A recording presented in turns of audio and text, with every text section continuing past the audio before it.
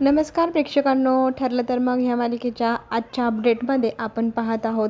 इथे सायली खरं तर देवाकडे घाराणं घालायला आले. देवी आईशी भांडायलाच आली येते आणि देवी आईला विचारू लागली आहे की देवी आई, हे कसल्या संकटात, देव कसल्या विळख्यात मला पाडले, हे कसलं वर्तुळ माझ्या अवतीभोवती आखले, ज्यातनं मला बाहेरच पडता येत नाही. देवी आई, आजपर्यंत माझी परीक्षा तू घेतच आली, पण अजून किती परीक्षा घेणार आहे? आता तर सत्य माझ्यासमोर आहे, माझे आईवडील माझ्यासमोर आहे आणि मला ते सांगता येत नाही कुणाला. कोणी माझ्यावर विश्वास तरी कसं ठेवील? कुठल्या चक्रव्यूहामध्ये आई मला तू फसवलं आहे? प्लीज मला यातनं बाहेर काढ, मला उत्तरं दे गं माझ्या प्रश्नांची, असं म्हणत देवाकडे ती घाराणं घालताना आपल्याला पाहायला मिळणार. आता घरी इथे आपल्याकडे सायली नाही आहे, तर तिला शोध घेण्याचं जे काम आहे ते अर्जुनने केलेलं असतं. तो म्हणू लागतो की मला माहिती आहे ती कुठल्या मंदिरात असेल, तर तो तिला शोधण्यासाठी गेलेला असतो. आता घरी मात्र रविराज आणि प्रताप दोघंही कॉल करून विचारत असतात की काय झालं आहे आणि सायली सापडली की नाही. तर अश्विन सांगतो की तिला शोधण्यासाठी दादा गेला आहे, थोड्या वेळात काहीतरी बातमी येईलच, मग मी तुम्हाला कळवतो. आणि आपली सायली मात्र देवाकडे डोकं आपटून आता एकच प्रार्थना, एकच इच्छा व्यक्त करते की माझी जी आई आहे तिला मी आजपर्यंत माझ्या नवऱ्याची आत्या म्हणजे माझे आत्तेसासू आणि माझ्या वडिलांना आत्तेसासूचा नवरा असं म्हणून मी इतके दिवस ओळखत होते, ते तर माझे खरे आईवडील निघाले. हे कसलं माझ्या अवतीभोवती तू वर्तुळ आखलं आहे देवी? हे कसला चक्रव्यूह रचला आहे? मला ह्यातनं कसं बाहेर पाडता येईल ते तरी सांग. आता मी सगळ्यांना सांगू तरी कसं की माझे खरे आईवडील कोण आहे? माझ्यावर कोणी विश्वास तरी ठेवल का गं देवी आई? असं संकट माझ्यावर तू टाकलंस का? मला या संकटातनं बाहेर पडण्याचा मार्ग सांग. मला ह्या संकटातनं तूच बाहेर काढ. अशी आता इथे देवीकडे घाणन आपली सायली करत असते आणि रडतही असते. तिला फार वाईट वाटत असतं की असला प्रसंग माझ्यावरतीच दरवेळेला का यावा. आता मधुभाऊ पण नाही की सांगायला की मी कोण आहे, तर कसं शक्य आता. आता इथे आपण पाहतोय प्रताप पुन्हा एकदा फोन करून मी घरी येतोय, जर अर्जंट असेल तर, सायली सापडत नसेल तर. मला आता इथे खूपच भीती पण वाटते आणि चैन पण पडत नाही. असं म्हटल्यावर अश्विन म्हणतो की नाही बाबा नका येऊ, त्यांची बातमी कळली की मी लगेच तुम्हाला ताबडतोब फोन करून कळवेल. आणि मग तो त्यांना येऊ देत नाही घरी. इथे आता आपला अर्जुन तिला शोधायला गेला आहे सायलीला. सायली मात्र देवाची घंटी वाजवून देवाला इतकी ती घारणं घालते, देवाशी इतकी भांडते, देवासमोर ती स्वतःचं मन व्यक्त करते आणि देवाला म्हणू लागते की आता मी सगळ्यांना जर सांगितलं की मी कोण आहे, तर माझ्यावर कोणी विश्वास ठेवेलच का? आता मी काय करू देवी? तुम्हाला एवढ्या मोठ्या संकटात दरवेळेला का घालतेस? का माझ्याशी असे खेळ खेळतेस? माझ्या आयुष्याचा असा खेळ का मांडून ठेवला आहे? मला ह्या संकटातनं कसं बाहेर काढशील? मी कशी बाहेर पडू ते तरी मला सांग. असं म्हणत देवीशी ती इथे वाद घालू लागते. देवीशी गोड भक्ताने जसं गाऱ्हाणं घालावं आणि भांडण करावं तसं गाऱ्हाणं घालत आपली सायली आपल्याला भांडताना देवाशी दिसते. देवीची घंटी वाजवून अख्खं देऊळ तिने डोक्यावर घेतले. देव जोपर्यंत आपल्या प्रश्नाची उत्तरं सांगत नाही तोपर्यंत आपण वाजवतच राहू घंटी, असा विचार करत ती घंटी वाजवत उभी असते. बघता बघता कितीतरी वेळ लोटला आणि थोड्याच वेळात तिला चक्कर आल्यासारखं होऊ लागतं आणि अर्जुन तिथे पोहोचतो. अर्जुन पोहोचल्यानंतर तिला तो सावरतो. तिला विचारू लागतो की काय झाले एवढं? तू माझ्याशी मनमोकळेपणाने बोल.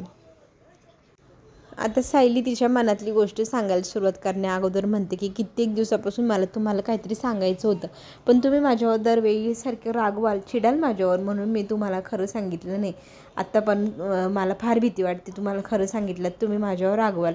आता देवी आईची शपथ, मी तुझ्यावर रागवणार नाही, प्लीज तुझ्या मनात काय मला सांग, असं अर्जुन म्हटल्यानंतर आपली सायली त्याला सांगू लागते की कितीतरी दिवसांपासून तिने जे गोष्टींचा अनुभव घेतला त्या सगळ्या गोष्टींची सुरुवात ती करते.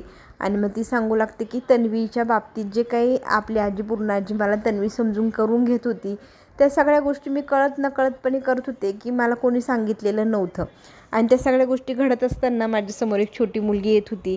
आपण मंदिरात गेलो, तिथे पण एक बाबा आले, त्यांनी पण काय काय सांगितलं आणि तन्वीच्या आवाजाची रेकॉर्डिंग ऐकली. ती रेकॉर्डिंग मी ऐकल्यानंतर माझाच म्हणजे मला तो आवाज ओळखीचा वाटू लागला. त्या आवाजाचा शोध घेण्याचा प्रयत्न मी केला. तो शोधल्यानंतर मला जे जाणवलं त्यानुसार मी सगळ्या गोष्टींचा विचार करत राहिले. माझ्या मनात त्या सगळ्या गोष्टी साचवल्या. मला माहिती आहे माझ्यावर कोणी विश्वास ठेवणार नाही, पण त्या सगळ्या गोष्टींचा एकच निष्कर्ष निघालेला आहे. तो निष्कर्ष जर मी कोणाला सांगितला तर त्याच्यावर कोणी विश्वास ठेवणार नाही. त्या गोष्टीमुळे माझं मन घुसमटतं, माझं जीव घुटमळल्यासारखं होतं आहे. तर कुणाजवळ मोकळं करावं मला काही कळेना. तुमच्याशी ह्या विषयावर बोलायला गेलं, तन्वीचं नाव जरी काढलं तर तुम्ही किती चिडायच्यात. त्याच्यामुळे तुमच्याशी मी कधी हा विषय काढला नाही. मग आता काय? अर्जुनने विचारल्यानंतर सायली सांगते की मी ह्या निष्कर्षावर पोचले की तन्वी दुसरी तिसरी कोणी नसून मीच आहे.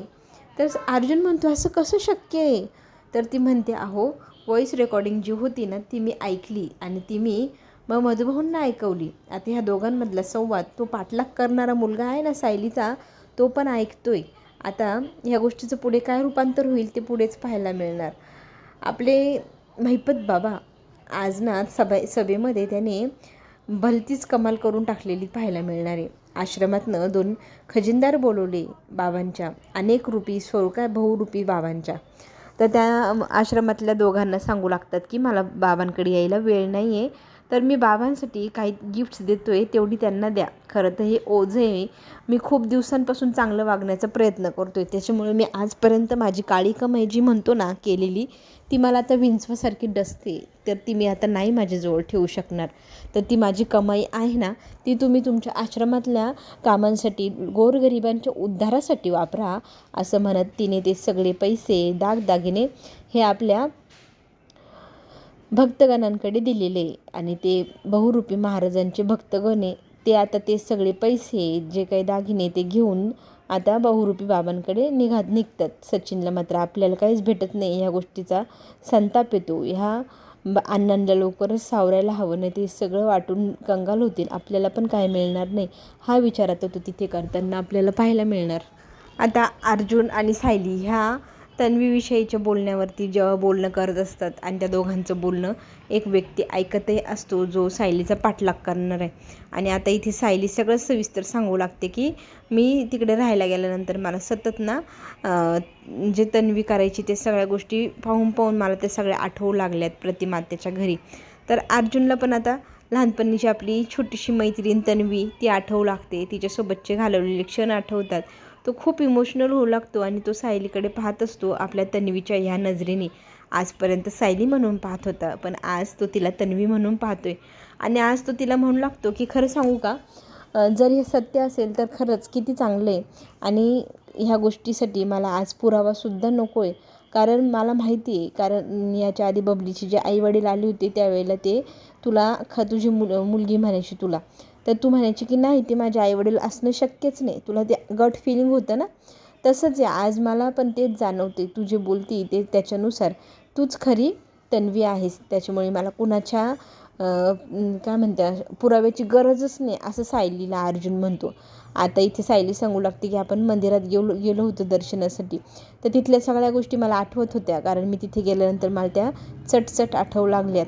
अर्जुनलाही ते आठवले ते क्षण की इथे गणपती मंदिर होतं, आजी होती बोरं विकणारी, गोळेवाले काका होता, ते सगळं. मग तुला तुझ्या मम्माने सांगितलं होतं का, असं तो तिला विचारतो. तर ती म्हणते नाही, मला सासूबाईंनी किंवा पूर्णाजींनी कोणीच सांगितलेलं नाही. फोनवर बोलताना मला कळलं की तन्वी लहानपणी तिकडे सतत जायची. तिकडे अगदी चपला काढण्यापासून तर भक्तगण किंवा दुकानदार ते सगळे तन्वीला ओळखायला लागले होते, कारण तन्वी तिथे नेहमी जायची, असं आपल्याला इथे प्रतिमातेने सांगितलं. ह्या सगळ्या गोष्टींच्या खाणाखुणा आता अर्जुनच्या पण लक्षात यायला लागल्या. अर्जुनचं पण हेच म्हणणं आहे, बघ मला पूर्ण विश्वास आहे की तूच खरी तन्वी आहे आणि मला याच्यासाठी कुठल्याही पुराव्याची गरज नाही, असं म्हणत तो आपल्या तन्वीला म्हणजे सायलीला तन्वी ह्या रूपामध्ये स्वीकारतो. ह्या गोष्टीने खरं तर सायलीला फार समाधान लागले, कारण तिला फार भीती होती अर्जुन सारखा चिडणार, अर्जुन विश्वास ठेवणार नाही, पुरावे मागणार. वकील शेवटी पुरावे तर मागेलच, पण आज त्याला ह्या पुराव्यांची गरजच नाही, कारण त्याची लहानपणीची तन्वी त्याला मिळाली आणि तो म्हणतो, तुला आठवतं का माझे घरचे सगळेजण माझं लग्न प्रियासोबत जबरदस्ती लावायला निघाले, पण मी नाही नाही म्हणायचो, तुझ्याशीच लग्न मी केलं, डेस्टिनी. कारण पूर्ण आजीने पहिलेच ठरवलं होतं आपल्या दोघांचं लग्न आणि बघ तसं घडलंही. आता खरं ज्या दिवशी पूर्ण आजीला कळेल ना का तिची तन्वीच माझी बायको आहे, त्या दिवशी तिला किती आनंद होईल. तिचं दिलेलं वचन मोडलं नाही आणि तिचं वचन खरं ठरलं आहे या गोष्टीचा पण तिला आनंद होईल. दोघंजण आनंदाने एकमेकांशी बोलत असतात. आता सायलीचा पाठलाग करणारा मुलगा तो सगळं काही ऐकत असतो. आता इथे भरपूर वेळ झाला, अजूनही सायली सापडली नाही. म्हणून सुमन काकू म्हणू लागते की आपली सायली फार समजदार मुलगी आहे, ती कधी असं वागत नाही किंवा कुठे गेली म्हणून आता मलाही टेन्शन यायला लागले आणि ती भेटेल की नाही रे असंही मनाचा प्रश्न पडला आहे. अश्विन मात्र म्हणतो की घाबरू नका, आपला दादा गेला आहे ना, त्याला ती सापडली असेल किंवा सापडली नसेल तरी तो शोधून काढेल. कारण त्याला माहिती आहे की सायली कुठल्या कुठल्या मंदिरात जाऊ शकते, तर तो एकमेव व्यक्ती असा आहे की तो तिला शोधून काढू शकतो. म्हणजे काढूच शकतो. बघा आता अश्विन थोडा वेळ वाट पाहू म्हणतो, नाही सापडलं तर मी स्वतः जातो असंही म्हणतो. तर प्रतिमा म्हणते थोडा वेळ काढा ना, कोणीच काही गडबड करू नका, तिची बातमी कळेलच आपल्याला. आता कुसुमताईने फोन केला आहे प्रतिमा आत्यांना आणि ती विचारू लागली की ती सायली घरी आली का, कारण थोड्या वेळापूर्वी अर्जुनने फोन केला होता तुझ्याकडे आली का विचारायला. नेमकं काय झालं आहे तिकडे मला काहीच कळत नाही. सायलीचं वागणं पण जरा विचित्रच काल पण होतं. तर मला सांगा ना काय झालं आहे प्रतिमा आत्या. आता सगळी हकीकत कुसुमताईला सांगणार का हे आपल्याला पुढेच पाहायला मिळणार. इथे मात्र अर्जुन फार खुश आहे, सायलीला म्हणू लागलेला आहे तो. तर आत्ताच्या आत्ता आपण घरी जाऊया, घरी जाऊन सगळ्यांना सगळं सांगूया, सगळेजण फार आनंदी होतील. मात्र आता सायली भानावर येते. सायली अर्जुनचा हात धरून त्याला थांबवते आणि त्याला म्हणू लागते की एवढी तडकाफडकी, एवढी घाई गडबड आजची नाही. कारण याच्या आधी पण आपण पाहिलं आहे की पूर्ण आजीला किती मोठा शॉक बसला, त्याच्यामुळे त्या शॉकमधनं निघायला आजीला किती वेळ लागला, तिला किती त्रास झाला. आणि आता आपण म्हणतो की मी तन्वी आहे, मला वाटते म्हणून. पुरावा आपल्याकडे काहीच नाही, पुरावे शोधायला हवे.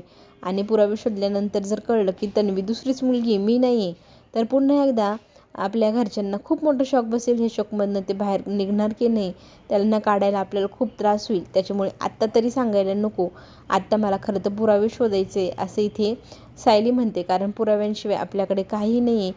अर्जुन मात्र म्हणतो मला तर पुराव्यांचीच गरज नाही, ज्या दिवशी सगळ्यांना कळेल ना तू तन्वी ते सगळेजण खूप आनंदी होतील. आनंद त्यांचा सगळ्यांचा गगनात मावणार नाही, इतका दुप्पट होईल.